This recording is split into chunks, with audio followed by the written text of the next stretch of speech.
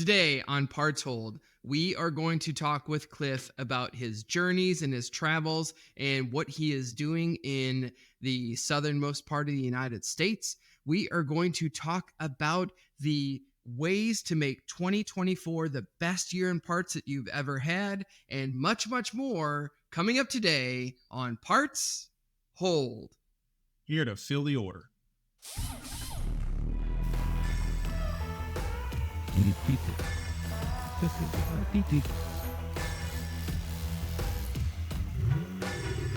Where in the world are you? I'm in the sunny state of Florida. Okay, because it's a really interesting looking hotel room back there. It looks like almost the curtains make it look like a mural almost on the side. So you're down in the beautiful state of Florida. How's the weather? Because they've had some weird tornado warnings and stuff in the northeast part of the state. Yep, and that's where I'm at. It's exactly where I'm in Northwest. You're in Jacksonville? Nope, I'm in Northwest portion. I am in Crestview, Florida. So I'm in the Panhandle. Yes. Okay. Yeah, we had some rough weather this week, kind of up and down. But man, the couple of days that it wasn't here, it's been gorgeous. Like, yeah, really, really pretty. Now, I could personally take it warmer, but it's been really, really nice.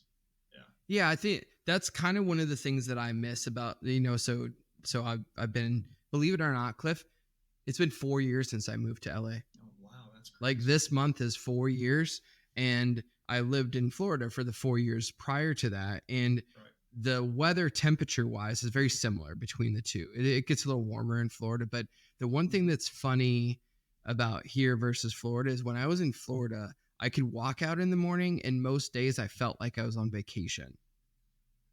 And it's the aesthetics, right? Looking around, and there's the palm trees and, the sand and all the other kind of cool stuff is, but you definitely felt like you were in a special place down there. So the interesting fun fact about this area that I'm in, which no one seems to know, but if you did a Google search, because I was writing an ad, and so I was doing a Google search about the area, this is considered the ice box of Florida. Oh, because it's so cold. Are you close to Alabama? Because it gets colder here. I think it's about 45 minutes from South Alabama. Okay, so like you push in, is that Pensacola that's kind of right there on that border and all that other stuff? So you're a ways away from Destin? Nope, I'm north of Destin, about 30 minutes.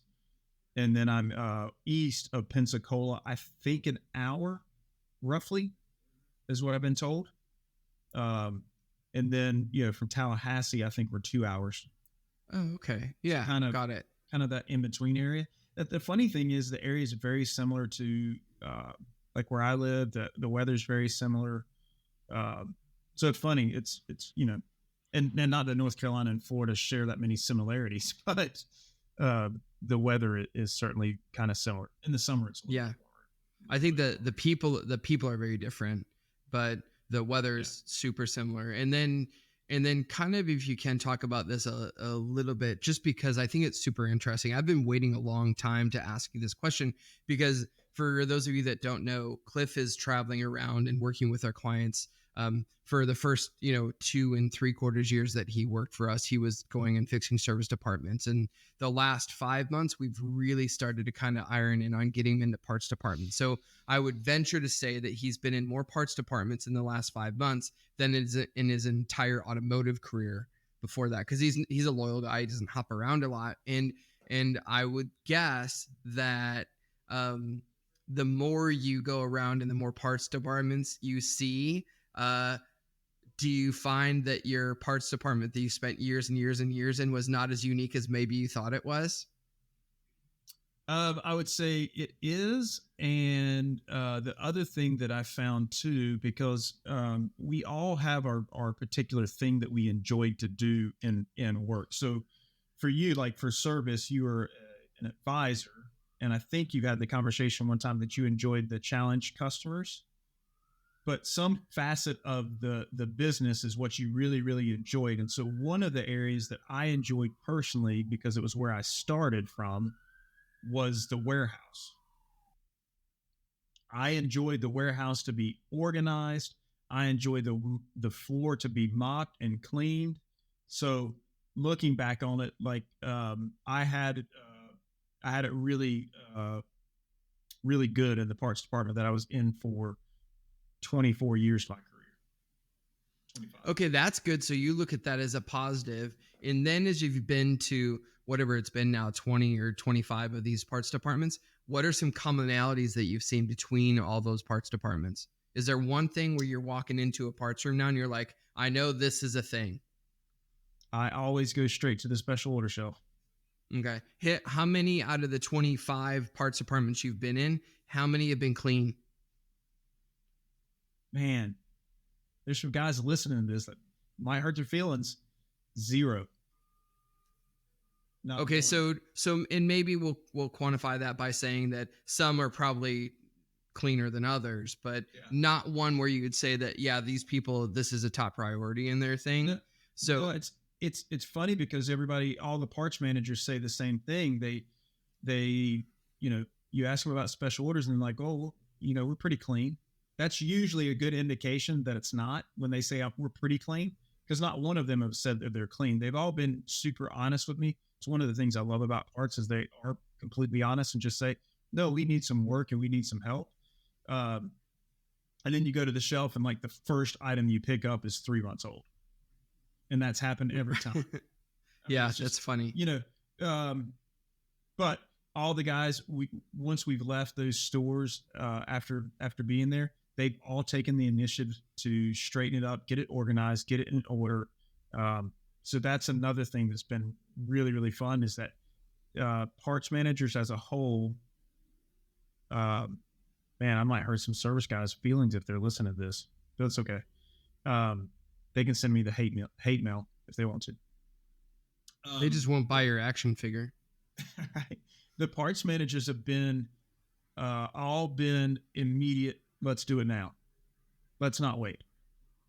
Yeah, so that's a really, really good analysis of them. The thing that I was gonna say that probably is a piggyback of that is that from our conversations after you go, because just so everybody knows, I check in with Cliff every time he goes somewhere because it's like I'm doing research for a paper in my 5th grade science class. But I love to call and talk to him and get feedback. And the thing that he says every single time, every store that you've been in, those parts managers are not afraid of change, where it's almost a joke that they don't want to change. But the truth is that they really accept coaching. They're starving to try something different.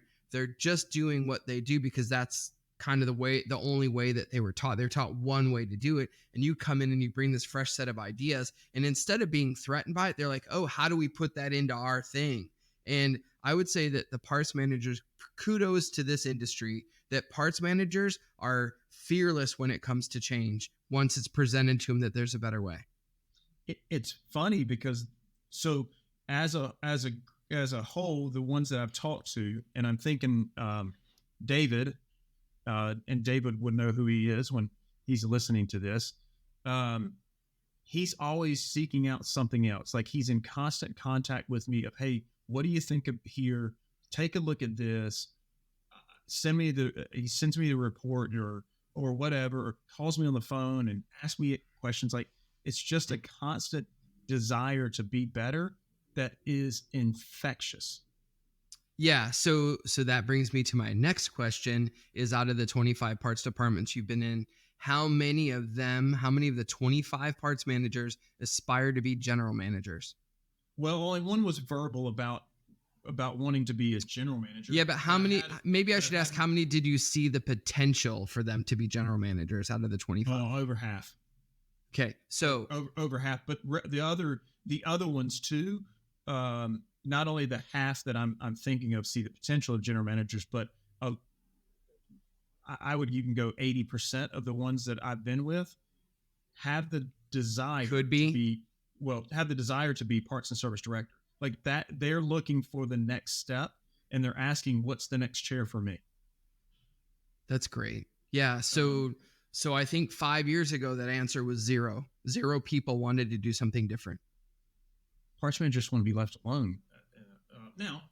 Well, that's what we thought, but it's not true.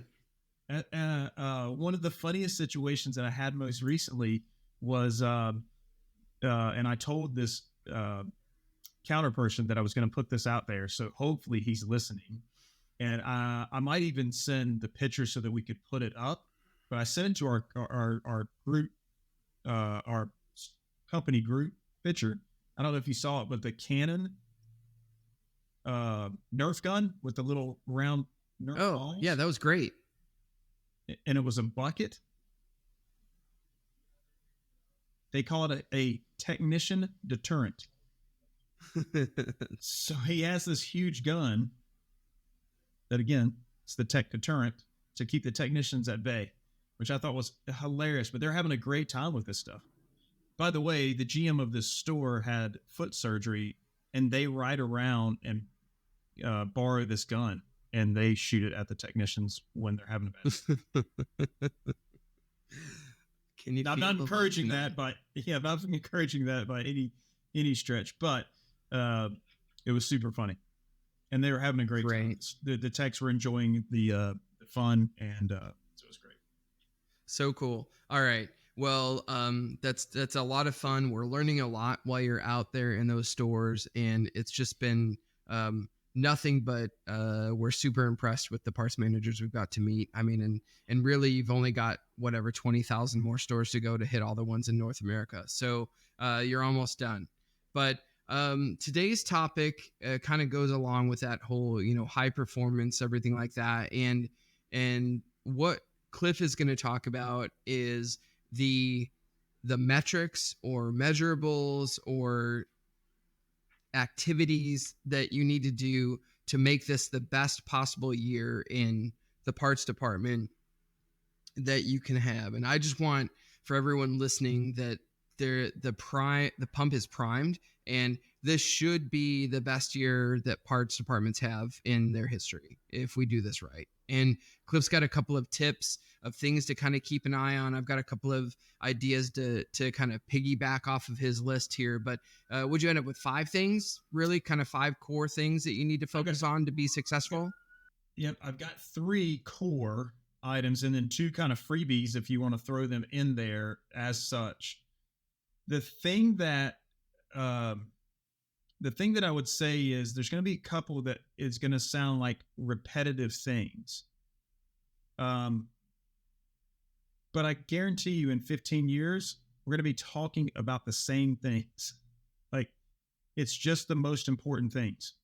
It's it's kind of like I remember when my oldest son was playing Pop Warner football and we were coaching.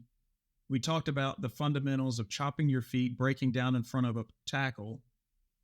When he got to middle school and I was coaching, we talked about the fundamentals of chopping your feet and blocking and tackling.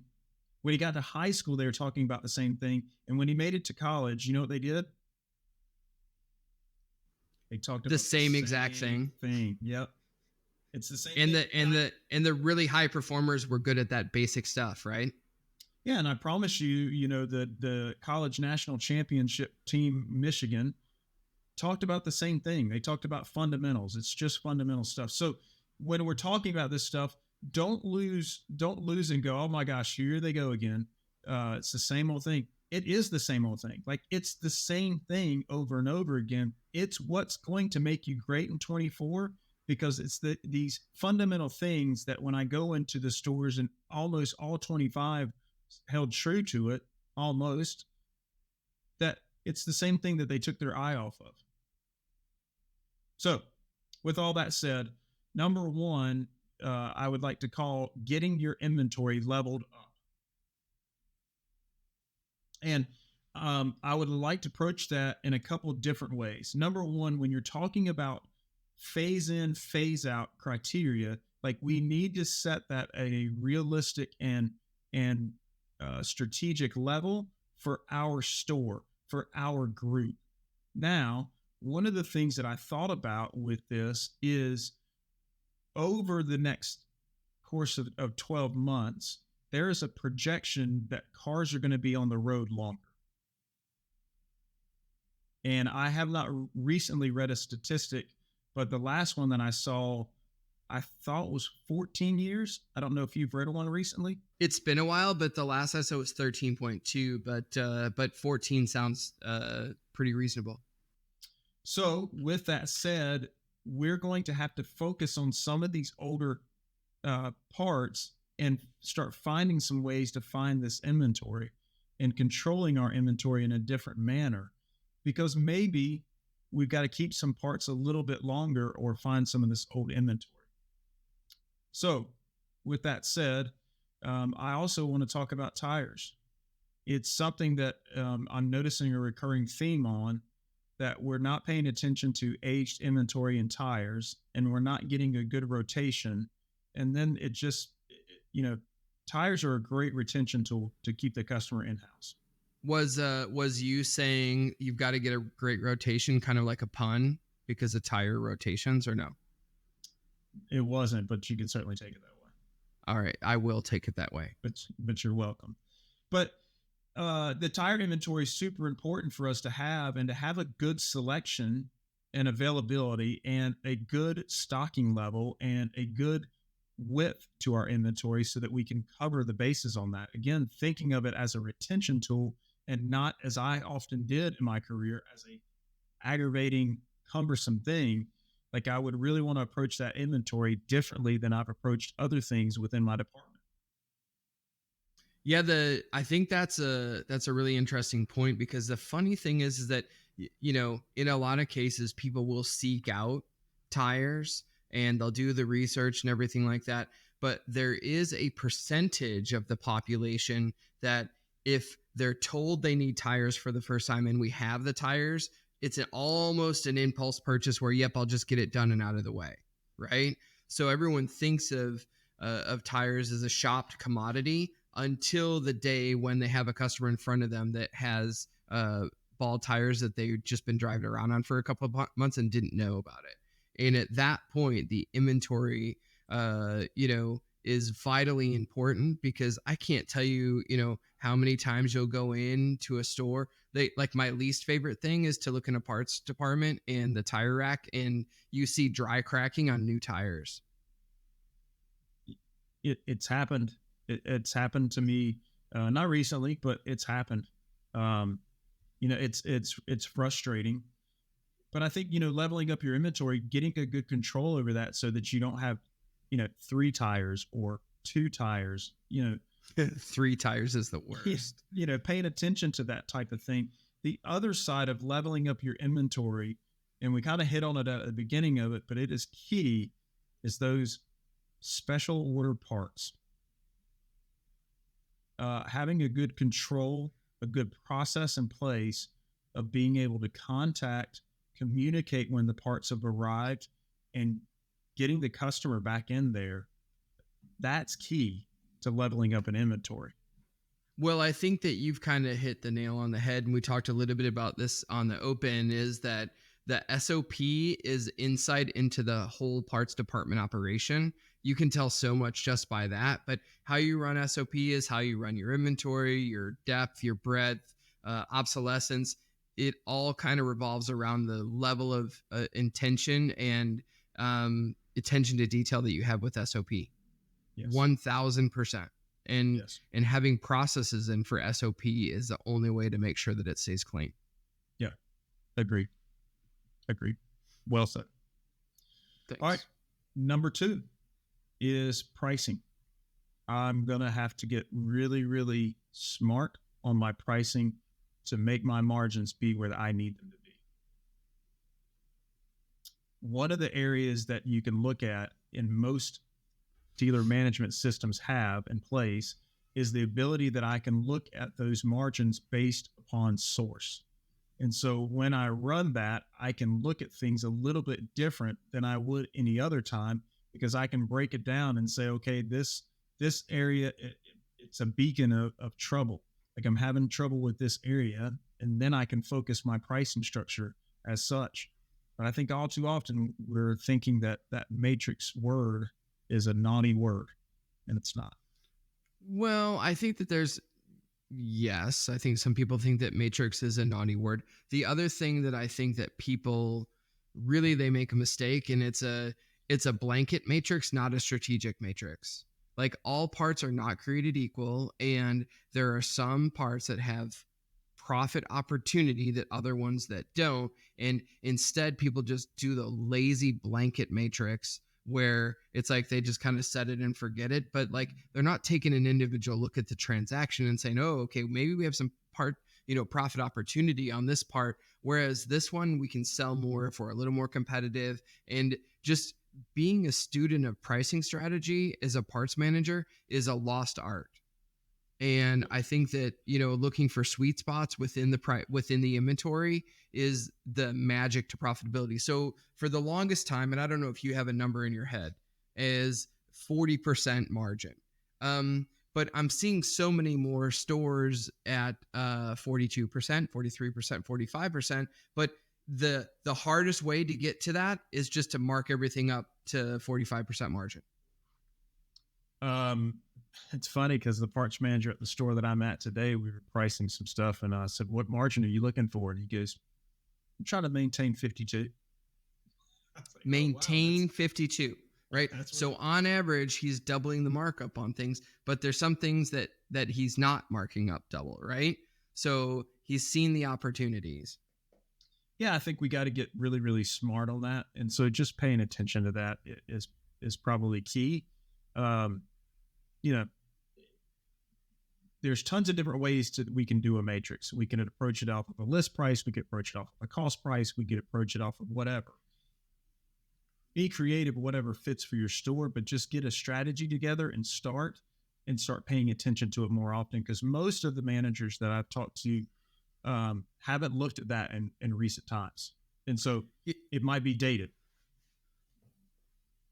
Yeah, so that was going to be my question for you is if you think of like the best parts managers that you've come across, how often are they tweaking their matrix versus a lot of them are set it and forget it and it's been the same for 5 years? A lot of the ones recently have communicated to me that they're having to do it monthly, where we used to do, probably once or twice a year, when you had the old price tapes, but now those tapes are running, every night. So a lot of these guys are looking at it on a monthly basis. But again, depending on the DMS, and I have to believe that every DMS has the capability of doing it, but looking at it by source, I can almost pinpoint that stuff quicker than if I wait till the end of the month and get the financial statement in my hand.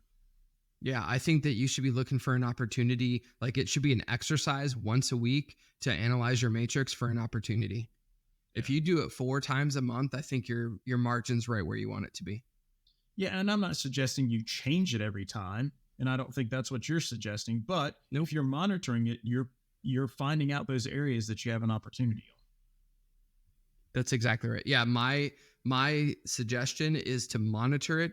I'm not saying you have to change something every week, but what I would tell you is that if you're trying to be at a 52% margin and you've gone through the first week and you're at 38% margin, if you don't fix it that week, you'll never get close to 52%, right? So the weekly analysis is what's gonna save you. And the looking at your margin as a symptom and not a cause is the right way to do it. That's great. Again, well stated. So number 3 is hold on. Is that twice I've stated something well today? Well, that's only because I've only talked to you twice today. Yeah, for sure. Number 3 is Mama always said the discounts are of the devil.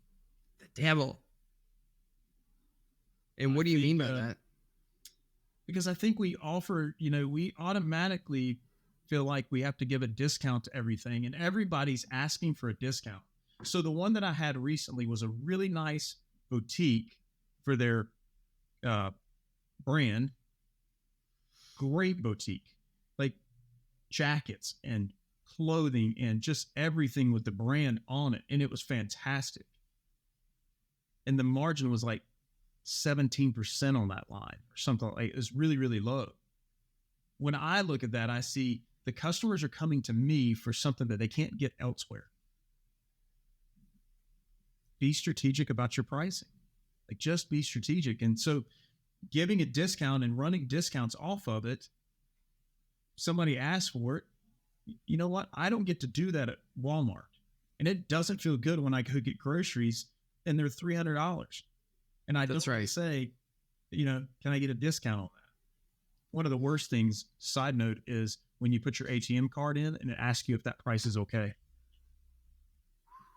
Yeah, I like that a lot. So the thing I was going to say is understanding the value of your product. So I don't get to ask if I can get a discount for everything. So with all that said, they ask for a discount. The answer is no. It's That's okay to say no sometimes. Yeah, they came to you for a reason. You have the part. If you're leveled up on your inventory, you have the part. They came to you for a reason. Don't give it away. So Yeah. those are the three foundational pieces for making 2024 the best year ever. I have two side ones that I want to talk about, and they're a little less measurable, and so that's why I kind of gave them as freebies. But with all that said, the fourth one would be a good partner. If you want to have the best year ever, figure out how to be a good partner to the other departments of the store, to the other businesses around you, and, as dirty as it sounds, a good partner to the manufacturer. Yeah, I think that it's a good way to look at that is partnership and not adversaries for sure is vital. I don't have to shoot everybody that comes to the counter with a Nerf gun, but but you can. But you can, for sure. Yeah, sure. But being a good partner, it just means that I'm looking at my business as a whole, and I'm treating them as not something that's a nuisance, but I'm treating them as something that's a good partner. There's a big difference between them being a nuisance and being a good partner. So the last piece that I want to throw out there is explore the new things, explore the new options, explore new business ventures, explore the new things out there, whether it be e-commerce or wholesale or your retail side of it. Like, find the new area and explore those opportunities. The only way that we grow and become better is try some new things. And I would be shocked if a parts manager tried something new and it didn't work, that the owner would come down on him and say, I can't believe you tried that. Right. Yeah. I'm not going to be mad. No, they're wanting you to try to grow new things. Sales is going to change, and the landscape of business is changing, and we've got to get smart on it.